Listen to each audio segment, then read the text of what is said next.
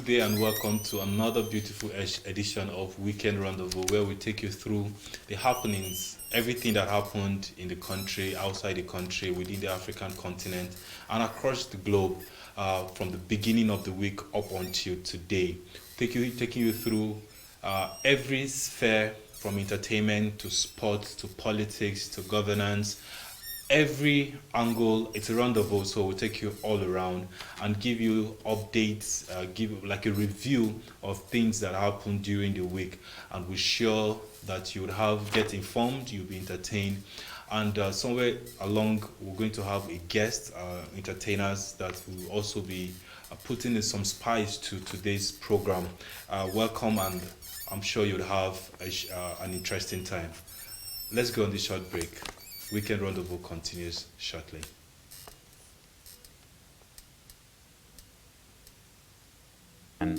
A broadcast network committed to serving you the very best in online and offline television programming.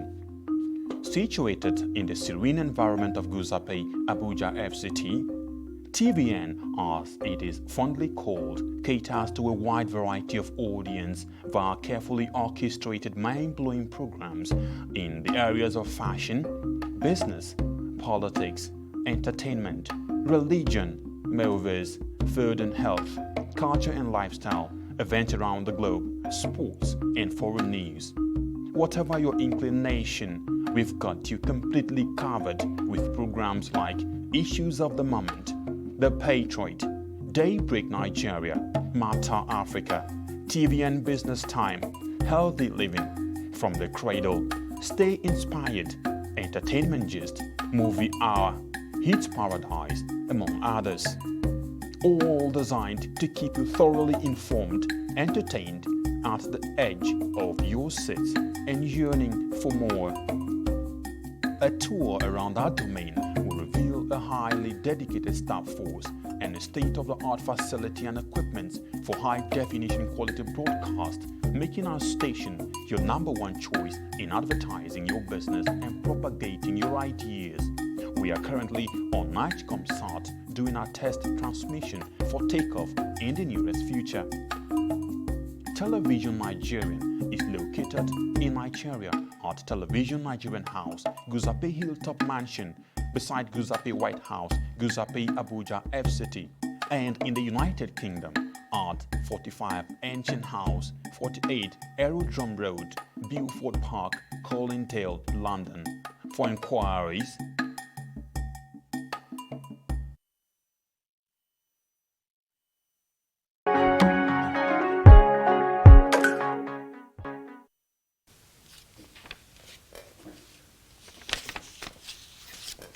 All right, welcome back to. Let's begin with most recent happenings. Just yesterday, we heard that President Muhammadu Buhari suspended the NBC boss Madibo Kawo for alleged involvement in some corruption cases that are ongoing, and this is coming on the heels of those cases, and he has been suspended.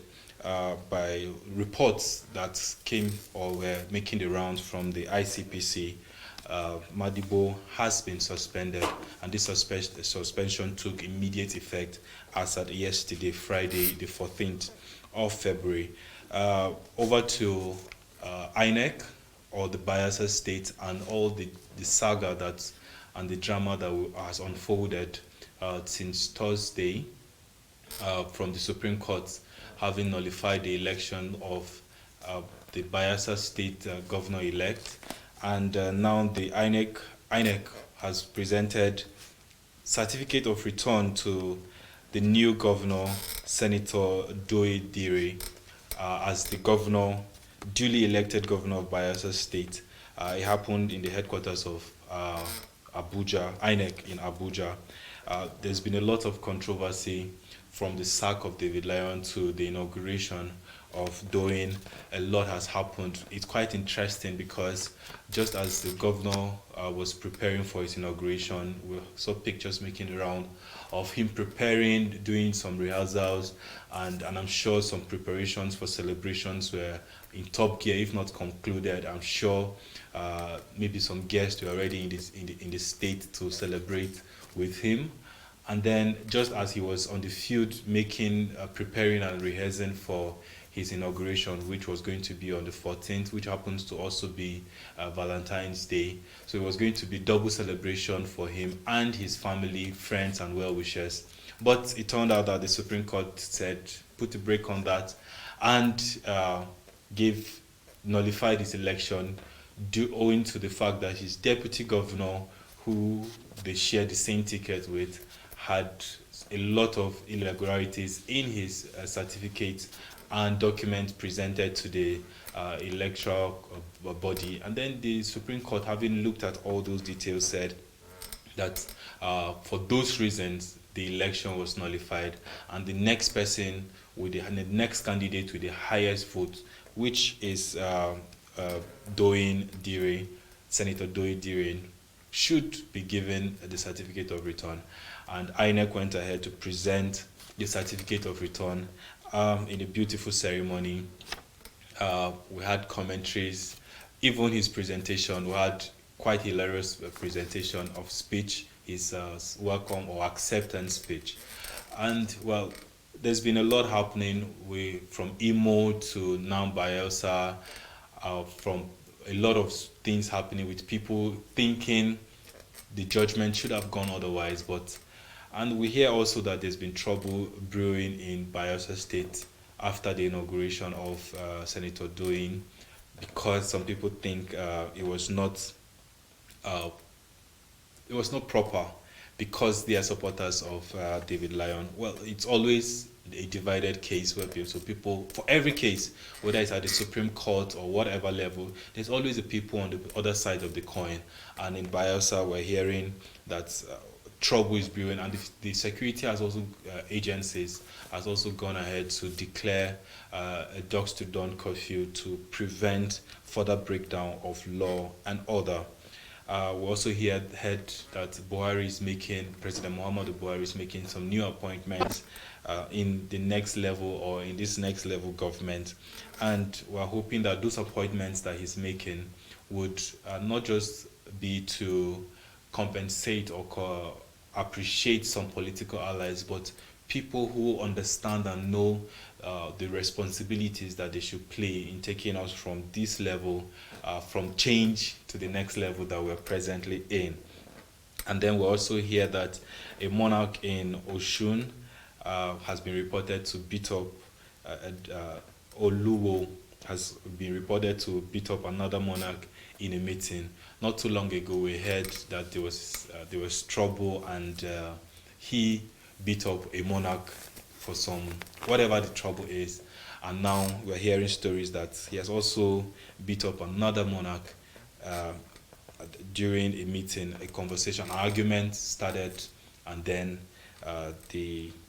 that happened. It's quite interesting because people in government, people in leadership, people in places of authority that would expect to be examples, to be leaders, to lead a pack of people are the ones that end up setting these kind of examples. For whatever reason, whatever the provocation was, we don't see why a traditional ruler would engage in that kind of misunderstanding and throw punches.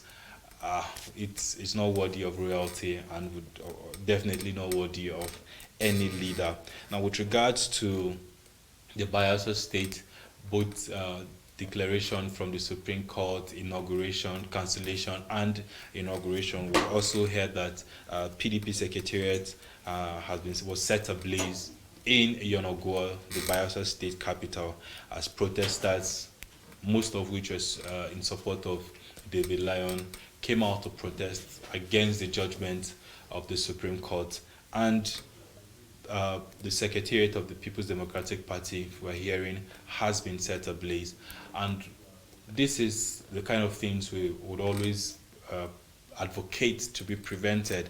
If the Supreme Court was going to make this kind of judgment, the Supreme Court has already gone ahead to make this judgment. The security apparatus of the state and even the federal government should have taken proactive measures to ensure that, because you know that in this kind of situation, people always feel hurt. As much as some people are celebrating because their person or the candidate they support has been elected into power, or has been given the seat of leadership, the people from the other side will always express some displeasure, and it is a duty of security, of the security apparatus of the state, to ensure that this expression of displeasure does not become some form of violence where people end up losing properties and sometimes life. But in this case, we're happy that no life was lost, and except for the Secretariat of the People's Democratic Party and other uh, properties were set ablaze.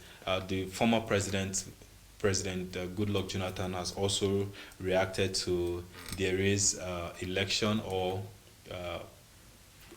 inauguration and congratulating him. The other time we heard just after the election that brought in David Lyon, APC members or stakeholders went to pay him a courtesy visit, and there were a lot of brows in the air of people thinking or saying that he was going to decamp. But he came out to say he's a statesman, he's an elder statesman, one-time president of this country, and so he's open to conversations from anybody regardless of their political party.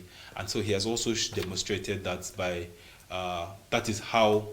that is when people from the other party, regardless, come to pay him visits, his hands are open to them because he is a leader. And then on a celebratory note, Agba Jalingo was also released on bail after meeting his bail condition. There was a lot of controversies, a lot of discourse, a lot of brows making the air with regards to his arrest. He was arrested in August of 2019, and a lot of organizations, media houses, journalists have come out to call out for his release, and finally he was released on bail. He was arrested for accusing the governor Ben Ayadi for diverting 500 million naira and belonging to the state, and that led to his arrest. Because the governor said it wasn't true, he was making false allegations on him, and finally he has been arrested on bail. When journalists go out to do reports or to give out information, most times it's because they've done their due diligence in some way. I'm not standing in for them, but most journalists who go out to say stuff have done some level of due diligence, some research, some investigation. And so when they come out to speak, it is because they feel like they have information that the people should be aware of. And so for the sake of transparency, especially in government, this is my personal opinion, it would have been better if the governor came and defended himself and explained to the people where this $500 million naira had gone to and what it was expended for, rather than go ahead and arrest the journalist who was doing his job in one way or the other. But we're happy he has been freed, even though on bail. But at least freedom in whatever form is better than being in custody, both in the hands of the security agencies. We also heard yesterday that the UEFA has banned Manchester from the Champions League. A Champions League side, Manchester United, was banned from competing from Europe in 2 seasons, not just missing 1 season, but they're going to miss out on 2 seasons for breaching UEFA club licensing and financing fair play regulations. Manchester has come out to say they are going to petition that judgment and that pronouncement on them because they feel it's not fair on them. And the supporters also, a lot of supporters have come out on social media to register their displeasure because you don't want to miss out on your team, on your darling team, not featuring in the UEFA Champions League. Whereas most supporters feel that the club stand a chance of even going ahead to win the UEFA Champions League. But this suspension means that, or this ban, therefore means that they will not even be participating, not just in this season, but the next. And so, on this sporting note, we'll go on a short break. When we return, we'll go through all that happened, especially on television Nigeria and in the news, in entertainment. We'll just take you through happenings in and around the country and even beyond. Our Weekend Rendezvous continues after this short break. For a second time in a row, Nigerians took to the streets of the Federal Capital Territory, Abuja, demanding the expulsion of Iranians. Amnesty International and others fingered to be bent on destabilizing the country. After Monday's peaceful rally to the Iranian embassy, led by the Concerned Citizens Coalition, Tuesday's rally took the train of displeasure to Amnesty International's office in Abuja. You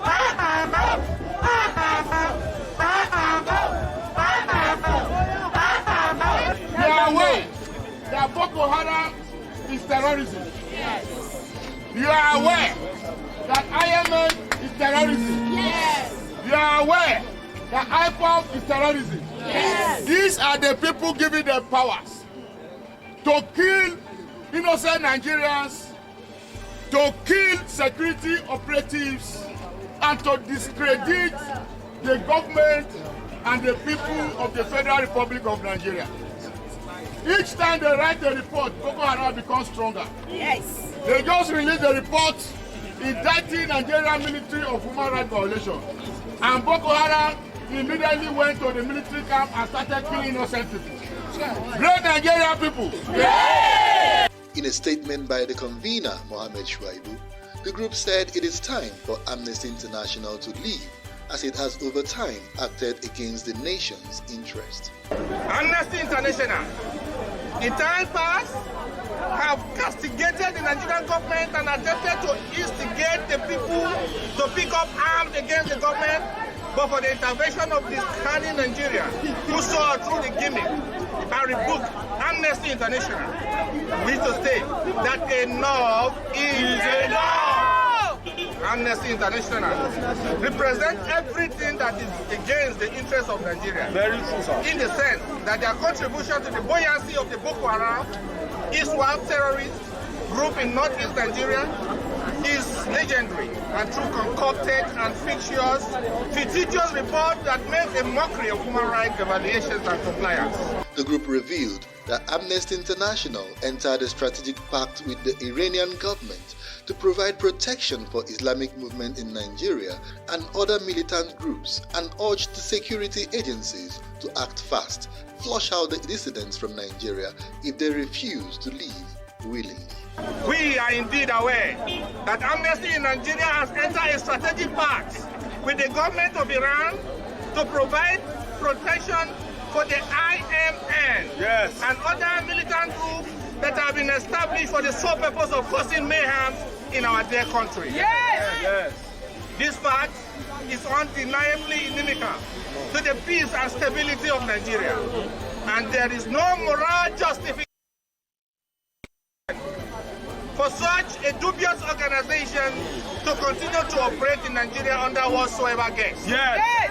We consequently a charge to the relevant authority to act fast in the light of the advanced piece of evidence of the shameful act of Amnesty International against Nigeria. Our security agency must investigate their operations in Nigeria in the past 5 years, if not more than, because for a long time they have been hiding under the pretext of helping us, not knowing that they are the one fueling the ember of divisions in this nation. Yes. You understand? Yes. And we will not allow it to continue. They won't anymore. Our security agencies must investigate their operations in Nigeria in the past 5 years. Which would include source of funding to avoid such anomaly in the future. We wish to sound a note of warning to Amnesty International that pending their departure from Nigeria, Nigeria will indeed. In a statement by convener Victoria Ame, the Concerned Citizen said the rally is necessitated by Iran's fresh attempt at causing havoc in Nigeria through their proxy, the Islamic Movement in Nigeria, IMN. The government of Iran has indeed habitated on the earth are not only despicable, shameless, but of poor taste, because it has indeed begun a futile attempt at causing havoc in Nigeria through their proxy, the Islamic Movement in Nigeria, IMN. The activities of IMN in Nigeria are indeed one laced with tie of violence and affront to the constituted authority in Nigeria.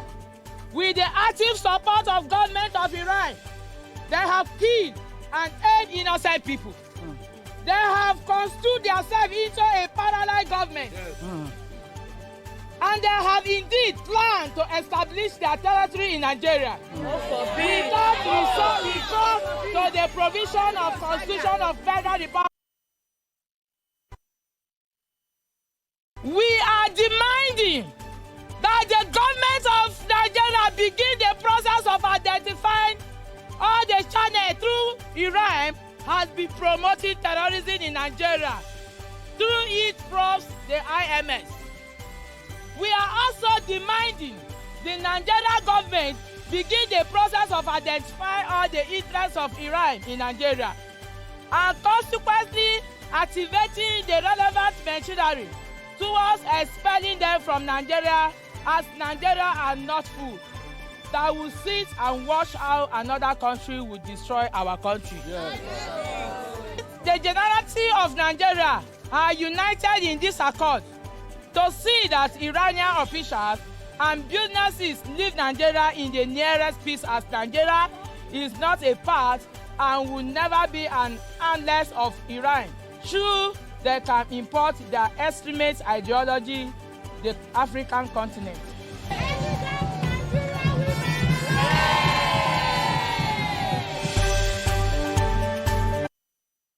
Nigerian Senate has adjourned plenary to Wednesday in honor of late Plateau South Senator Ignatius Longjan, who died on Sunday. Barely 2 months, the upper chamber lost 2 of its colleagues. Moving a motion to that effect, Senate leader Yahaya Abdullahi said the passing of Longjan was a great loss to Nigeria. The Senate leader also prayed his colleagues to observe a minute's silence in honor of the deceased. Development of his home state Plateau and the nation in general. Senator Longjan, who we pray will rest in the bosom of the Lord, left us, as I said, on the 10th of February 2020. May his soul rest in perfect peace. We also recall that he was at one time the Deputy Governor of Plateau State, which is a no mean achievement for a politician in this country. Mr. President, it is our convention that the Senate do observe a minute's silence and adjourn plenary in his honor, and then suspend all other legislative activities. The late lawmaker was a member of the All Progressive Congress. However, the upper chamber decided not to perform its legislative activities, but unanimously decided to mourn the passage of their colleague. Presiding over Tuesday's plenary, Deputy Senate President Ovri Omoagege commiserated with the deceased senator and the government and people of Plateau State over the tragic loss. On behalf of the entire Senate, we extend our most sincere condolences to his family, the people of Plateau South Interior District, Plateau State, and the entire country. Senate subsequently observed a minute's silence in honor of the 75-year-old lawmaker.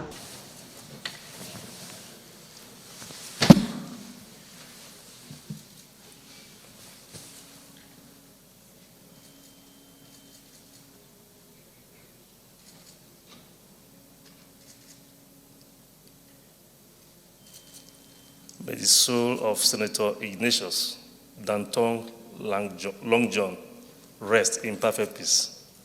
In a brief interview shortly after the adjournment, lawmaker said Senator Longjan's sudden death is shocking and a painful loss that shook the very foundation of the 9th National Assembly. It's inevitable. But in a few months that I worked with both senators, they proved themselves to be a human being, a God-fearing person. So I pray to God Almighty to grant both of them eternal Firdaus. It's a very sad day for us in the Senate and a very great loss of a fine gentleman whose time in the Senate will be greatly missed. Senator Longjam is a very unique person. I want to commend him to God and ask God to have mercy on his soul, and also to ask those of us who are alive to learn to know that life is short and we should do the best that we can out of it. At the next legislative sitting, the Senate will hold a validatory section for Benjamin Uwajamugu, who died December 19, 2019. Meanwhile, the lower chamber also adjourned Tuesday's plenary to mourn the deceased senator representing Plateau South Senatorial District, Ignatius.